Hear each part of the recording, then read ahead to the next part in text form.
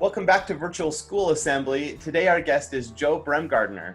Joe is an educational leader and a people and culture executive. He believes that great organizations are made up of great people who bring their diverse talents to the table and all pull together. Joe believes that happy and fulfilled employees drive successful organizations. Most importantly, he believes that successful organizations treat each other with respect while carefully blending compassionate practices with an innovative spirit.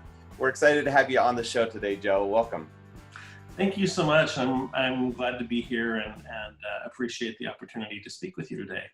So I wanted to talk a little bit about the fact that we're in an unprecedented time of change right now. As some of you may already probably have experienced, change is really difficult for people and change causes anxiety. What I want to share is that I guess what I would want to say is that change is not always bad. Even though there's tremendous unrest right now and a lot of things that are happening around us and it's causing anxiety, but there's also meaningful conversations that are occurring. We're learning how to be more flexible and nimble in our approach to work and what we do. We're starting to have more important conversations about what it means to be citizens of the world. One of the quotes I love is Maya Angelou once said that I've learned that people will forget what you said, people will forget what you did, but people will never forget how you made them feel. And so I want to share that I truly believe that if you want to change the world, and I hope you do, that it can only be done really through kindness and compassion. You see, I think that even when we need to have important conversations with people, people can't always hear those things if they're feeling diminished. So no matter the situation, the person or the people sitting across the table from you or in the room with you, whatever that may be, those are human beings and they deserve to be treated with dignity and respect. I run a human resource department for a very large organization. We have over 4,000 employees, and some of them sometimes make poor choices. I don't believe that any of these people woke up one day and decided, hey, today's the day I'm going to do something stupid. I really think that as human beings, we all have flaws, and we function at our highest level at any given time. Therefore, I think it's always important to take the perspectives of others, which means that you try to look at things from where they're coming from. What was it that, why did they make that choice? What was that compelled the action? And so, those things can help guide conversations that are more meaningful. Let me share an example with you. Once I worked with a middle school teacher who was really struggling. He was a veteran teacher. He really had difficulty connecting with kids and gaining the respect and cooperation. He understood the content he was delivering, but he couldn't manage his classroom. The teacher somehow lacked those basic skills of how to be positive and be impactful with students. So when I met with him, although I was really frustrated with his actions, I asked him what he thought the problem was. And I was really kind of surprised to hear his story. So you see, he really did not like working with middle school students, and he didn't understand them and was frustrated by their actions. He didn't enjoy teaching those middle school students. And so I talked to him a little bit and I said, why are you teaching middle school if you don't like working with middle school students? Why would that be the case? And he said, well, a number of years ago, there were some budget cuts and I was going to have to be transferred. The only available position for me was to move into this middle school position. So I've been teaching middle school, but I hate it. I just don't like teaching middle school kids. So I talked to him and I asked him, what was it? Was there ever a time that you really felt fulfilled in teaching, or that you, felt like you had some joy in your work and you were able to engage with kids? And he goes, yeah, I loved it. I used to be a sixth grade teacher. I worked at the elementary school and I loved working with elementary age kids.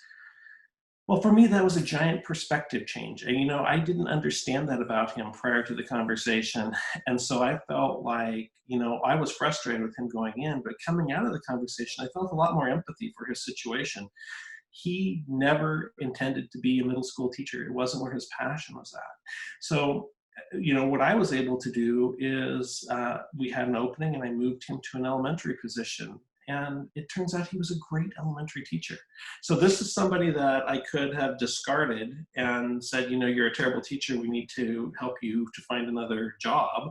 But instead, he really wasn't a bad teacher. He was a good teacher. He was just in the wrong place. So that perspective gave me the opportunity to really make a difference with him and allow him to be in the right location in the right place where he could impact and make a positive difference. Um, you know, I think it does, that when people are making choices, I don't think that we give people a pass for poor choices, but it doesn't mean that we should ever be having employees have their dignity impacted or taken away by us. No interaction should end without somebody's dignity intact. Right now people are struggling with rapid change, isolation, unrest, all of these things that are happening. And there's just a deep desire for change. But at the same time, there's lots of voices out there. And some of the voices are really, really loud right now. I believe that if we listen to those voices, along with the ones that we're not hearing, there's silent voices out there as well.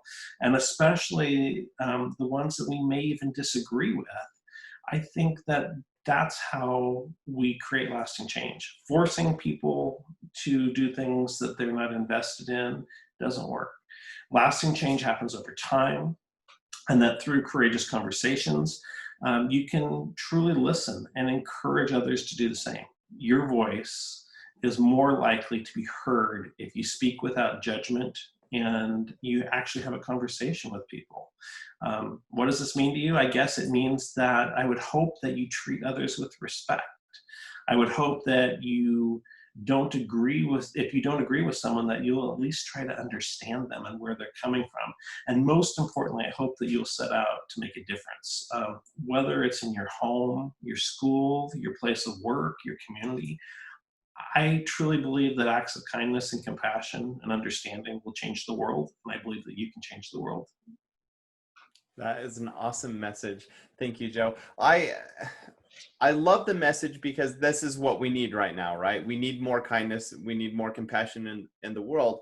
But I like the example that you shared here because the way that you showed kindness and compassion was by listening.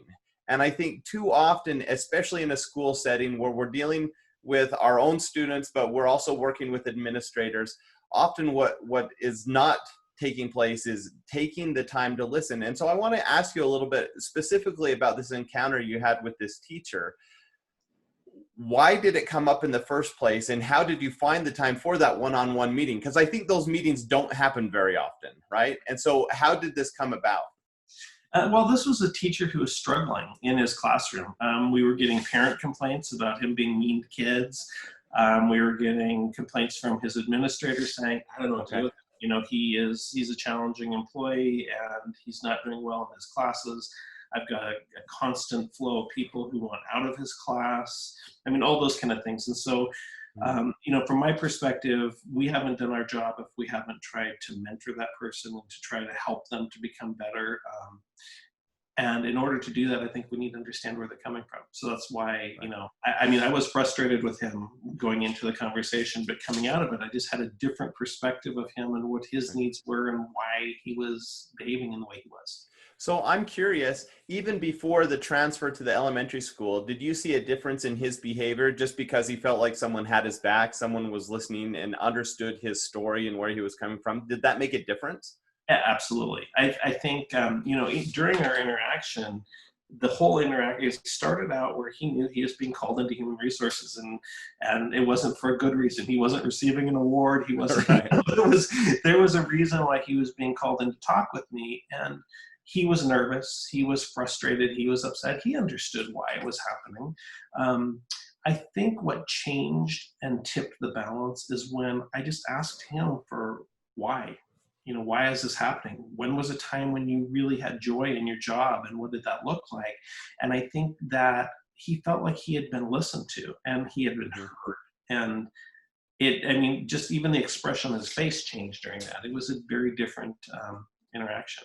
That's cool. I wish we had more experiences like that we could talk about, just because unfortunately often when we're dealing with people, especially in situations like this, where we're dealing with a problem, it's coming up out of necessity. But how great would the world be if this was a regular practice, if we were regularly listening?